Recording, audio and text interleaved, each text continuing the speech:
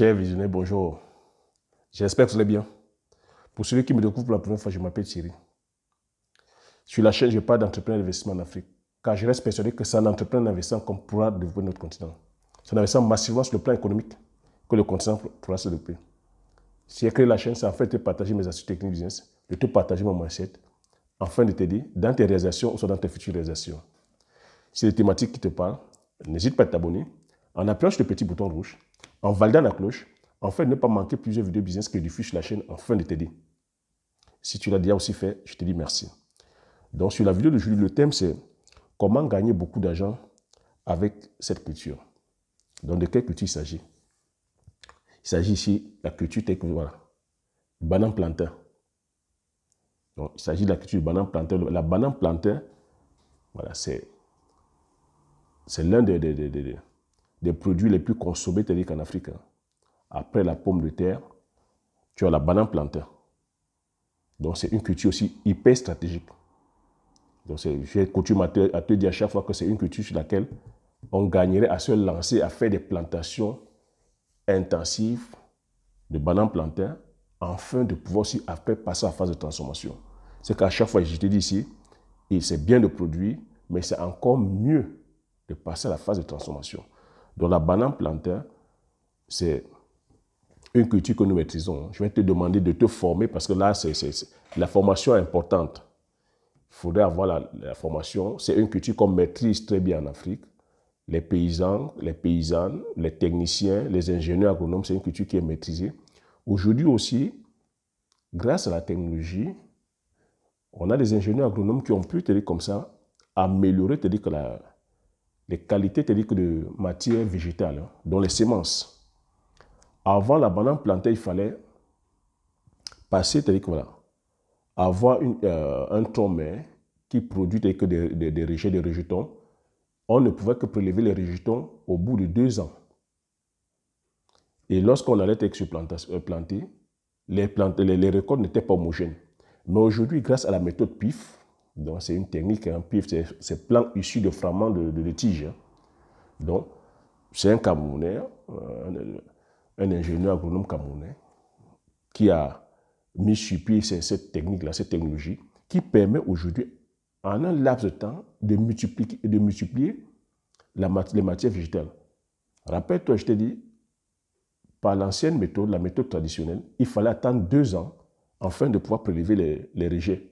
Mais aujourd'hui, grâce à la technique du PIF, donc c'est la technique créée par ce chercheur, par cet ingénieur agronome. Donc au bout de 3 mois,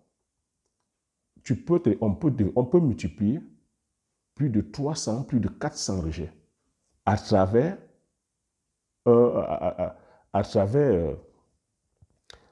une souche.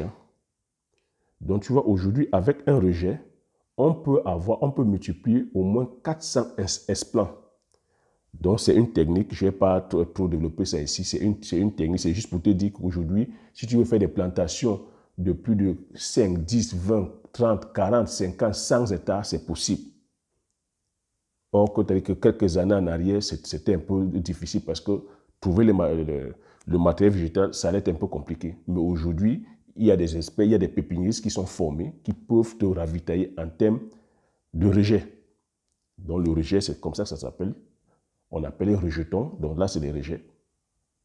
Et l'avantage, c'est que ces rejets-là, lorsque tu vas planter, ces rejets ont l'avantage que ce n'est pas atteint par les nématodes, non? Par la façon, la technique de PIF permet qu'il y ait le parage, ça permet de nettoyer, voilà, très bien la souche mère avec le rejet. Ça fait que lorsque tu as tes rejetons ne sont pas facilement attaquables par les nématodes, donc par les maladies. Et l'avantage aussi, c'est que lorsque tu fais ta plantation, les récoltes sont homogènes. Alors que par la méthode traditionnelle, lorsque tu faisais 1 hectare, les récoltes c'était aléatoire. Donc ça produisait à tort et à travers. Donc l'avantage de la méthode par PIF, en prenant les rejets PIF, c'est que ton champ peut produire de façon uniforme. Et l'avantage aussi que ça raccourcit, c'est-à-dire que l'entrée en production. L'avantage encore, c'est que tu peux choisir les meilleures variétés de bananes plantains. Parce qu'il faut savoir, il y a une multitude de variétés de bananes plantains. Je vais te laisser faire le choix. Et le choix aussi va se faire par rapport à la demande du marché. Donc, tu vas te renseigner quelles sont les variétés de bananes plantains qui sont consommées dans ton pays. Et là, tu vas passer la commande auprès du pépiniériste et lui pourra comme ça te multiplier les différents rejets. J'ai aussi expliqué que lorsqu'on produit, c'est encore meilleur de passer à la transformation parce que c'est aussi un produit qui est périssable. Tu vois, là, il a l'état mûr. Comme ça, on dit mi-solaire, chez nous, on dit à locaux. Mais lorsqu'il est frais, il est vert. Hein. Tu vois, là, il est passé à l'état mûr, donc banane plantain mûr. Tu vois que si on laisse encore le temps, ça va commencer après à être sombre jusqu'à se dégrader. Donc, c'est pour ça qu'il serait préférable de passer à la transformation. À la phase de transformation, la banane plantain a beaucoup d'avantages. C'est que tu peux faire des chips, on peut faire de la farine. Tu peux faire de la farine de banane plantain. Donc, c'est ça l'avantage. Si nous voulons contrecarrer que les importations massives de blé, c'est en produisant aussi les bananes plantains en quantité industrielle, passer à la phase de transformation. Et à la phase de transformation, tu pourras faire de la farine, tu pourras faire des chips. Les chips, aujourd'hui, vous voyez, il y a des sociétés, des grandes multinationales qui brassent des millions de dollars, des millions d'euros, rien qu'en vendant les chips de bananes plantains. Donc voilà. Et il faut savoir aussi que la banane plantain contient beaucoup d'amidon. Hein. On peut faire aussi encore beaucoup de choses à la banane plantain. Donc, je vais me limiter là. Je dis, voilà, un business comme ça qui est hyper porteur. Pour toi qui es déjà diaspora, tu te lances dedans. C'est une question aussi stratégique dont le suivi peut se faire à distance. Donc, tu supervises le planting et après, tu peux programmer tes passages. Donc, selon les variétés, ça dépend. L'entrée en production peut être de 8 mois ou de 12 mois. Donc, ça dépend des variétés que tu auras choisies. Donc, de 8 à 9 mois jusqu'à 12 mois. Ça dépend des variétés. Or que les anciennes variétés, il fallait attendre au moins minimum 24 mois. Donc, ça te permet, toi qui es de la diaspora, de planifier, d'organiser tes voyages, afin de pouvoir superviser ton business. Donc, c'est un business qui est vraiment conseillé pour la diaspora parce que le pilotage peut se faire à distance. Voilà ce que j'avais à partager avec toi sur cette vidéo. J'espère que tu auras appris quelque chose. J'espère que tu as aimé. Si tu as aimé, tu laisses un like. Tu me laisses des commentaires. Je me ferai plaisir de les lire. Partage massivement la vidéo autour de toi, afin qu'on soit comme ça plusieurs à être informés de ces idées de business. Abonne-toi si tu n'es pas encore abonné.